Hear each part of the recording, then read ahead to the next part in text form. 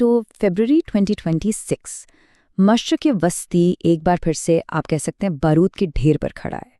चलिए आज इस बहरान की तह तक जाते हैं, देखते हैं कि ये कितना गहरा है, कौन कौन इसमें शामिल है और हाँ, इसके पूरी दुनिया पर क्या असरात हो सकते हैं। और इस संगीन सूरत हाल का अंदाज़ा इस बात से लगाएं, यूरोपीय यूनियन की foreign policy chief Kaza kills साफ साफ कह रहे हैं कि इस खित्ते को एक और जंग की ज़रूरत नहीं है।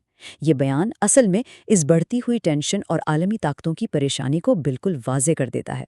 फरवरी 2026 पूरी दुनिया ने गोया सांसें रोकी हुई हैं और उसकी वजह ये है कि ये सिर्फ एक इलाकाई मसला नहीं रहा। इसकी लहरें पूरी दुनिया महसूस कर रही है और यहाँ लिया गया छोटे से छोटा फैसला भी आलमी सतह पर बहुत बड़ा असर डाल सकता है। तो सवाल ये उठता है कि खित्ते में ये सूरत-ए-हाल, ये बारूद का ढेर आखिर बना क्यों और कैसे? देखें, इस आग को भड़काने वाले कई अवामिल हैं। ये कोई सीधा साधा मामला नहीं है। एक तरफ ईरान के अंदर शदीद माशी बहरान है और जो लोग एहतजाज कर रहे हैं उनके खिलाफ सख्त कार्रवाई हो रही है। फिर तुर्की है जो एक आलमी जंग का खतरा जाहिर कर रहा है और खुलीजी रियासतों को इस बात का डर है कि कहीं मुहाजिरीन का एक नया सैलाब ना आ जाए। जब ये सारी चीज़ें एक साथ जमा होती हैं तो ज़ाहिर एक इंतहाई धमाका खीज सूरत हाल बन जाती है। चलिए अब इस पूरे बहरान के मरकज़ की तरफ आते हैं, अमेरिका और ईरान का आमना सामना। यहाँ आप देखेंगे कि सफारतकारी और फौजी ताकत दोनों का इम्तहान हो रहा है। सूरत हाल इंतहाई नाजुक है। एक तरफ बातचीत की कोशिशें जारी हैं, जिनीवा में 26 फरवरी को जौहरी मुज़ाकरात होने हैं। ओमान सालसी कर रहा है कि किसी तरह कोई विन विन डील हो जाए। यहाँ तक कि ईरान के सदर ने भी हौसला अफजा इशारों की बात की है। लेकिन दूसरी तरफ क्या हो रहा है? 2003 के बाद से अमेरिका की सबसे बड़ी फौजी मौजूदगी इसी खित्ते में है। USS Abraham Lincoln carrier group तैनात है और ईरान का IRGC मुसलसल मिसाइल मशकें कर रहा है। तो ये दो बिल्कुल मुख्तलिफ रास्ते हैं, बातचीत और लड़ाई। और वक्त कितनी तेज़ी से गुजर रहा है उसका अंदाज़ा इस टाइमलाइन से लगाएं। 3 फरवरी को समंदर में झड़प हुई जब IRGC ने अमरीकी टैंकर पर कब्जे की कोशिश की और एक F-35 ने ईरानी ड्रोन गिरा दिया। कुछ ही हफ्तों बाद 22 फरवरी को ईरान के वज़ीर ख़ारिजा ने सीधी धमकी दी कि अगर हमला हुआ तो अमरीकी अड्डे उनके जायज़ हदफ होंगे। इसके अगले ही दिन सदर ट्रंप ने भी तस्दीक कर दी कि वो एक महदूद फ़ौजी हमले पर गौर कर रहे हैं। और अब सबकी नज़रें 26 फरवरी पर हैं, जब जिनीवा में शायद इन मुज़ाकरात का आखिरी दौर होगा। और इस सारी कशमकश के बीच एक अदद है जो हमें सोचने पर मजबूर करता है, 40,000। ये 40,000 अमेरिकी फ़ौजी हैं जो इस वक्त खित्ते में मौजूद हैं। ये सिर्फ एक नंबर नहीं है, ये इस बात की याद दहानी है कि अगर जंग होती है तो इसकी इंसानी कीमत क्या होगी। लेकिन ये लड़ाई सिर्फ ज़मीन, समंदर या हवा में नहीं लड़ी जा रही।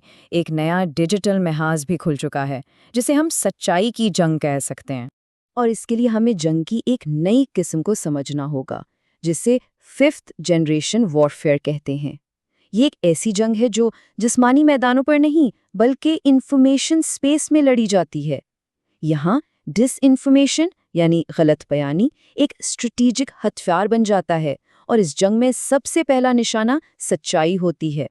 और इसकी मिसालें आम हैं। देखिए, AI, डीप फेक्स या पुरानी फुटेज को इस्तेमाल करके एहतजाज करने वालों के कत्ले-आम की वीडियोस फैलाई जा रही हैं। फिर तेहरान के ऊपर से अमेरिकी फाइटर जेट के गुजरने की तस्वीरें जो शायद AI से बनाई गई हैं। और तो और ईरान के आम शहरियों को गुमनाम टेक्स्ट मैसेजेस भेजे जा रहे हैं, जैसे कि अमेरिकी सदर एक अमली इंसान है। ये सब क्या है? ये सच्चाई को तोड़ मरोड़ कर एक हथियार के तौर पर इस्तेमाल करने की कोशिश है। तो जब सच्चाई इस तरह धुंधला जाती है और पूरे खित्ते में बेयकीनी बढ़ जाती है, तो इस आग की चिंगारियां सरहदों के पार भी उड़ने लगती हैं। ये तनाव अब महदूद नहीं रहा, इसकी लपेट में पूरा खित्ता आ रहा है। और इसकी सबसे ताज़ा मिसाल हमें अफ़गानिस्तान और पाकिस्तान की सरहद पर देखने को मिलती है।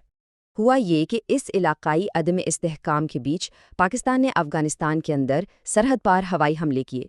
पाकिस्तान का कहना था कि ये कार्रवाई मुल्क के शुमाल में होने वाले बम धमाकों के बाद की गई और उनका निशाना अस्करी पसंदों के ठिकाने थे।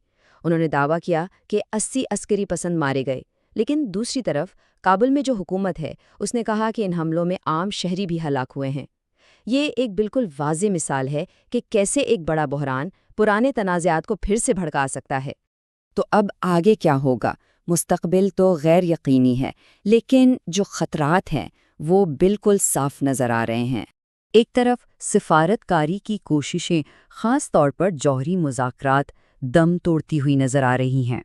دوسری طرف فوجیں آمنے سامنے کھڑی ہیں، جنگ کی تیاریاں مکمل ہے، بس ایک چھوٹی سی چنگاری کی دیر ہے اور ایک بڑی آگ بھڑک سکتی ہے۔ اور ان سب کے اوپر انفارمیشن وار کی وجہ سے سچائی اس قدر دھندلا گئی ہے کہ سچ اور جھوٹ میں فرق کرنا لگ بھگ ناممکن ہو گیا ہے۔ ایسے میں ایک بڑا سوال پیدا ہوتا ہے، جب جنگ اتنے سارے محاذوں پر لڑی جا رہی ہو، زمین پر بھی اور لوگوں کے ذہنوں میں بھی، تو آخر جیت یا فتح کے معنی کیا ہیں؟ فتح دکھتی کیسی ہے؟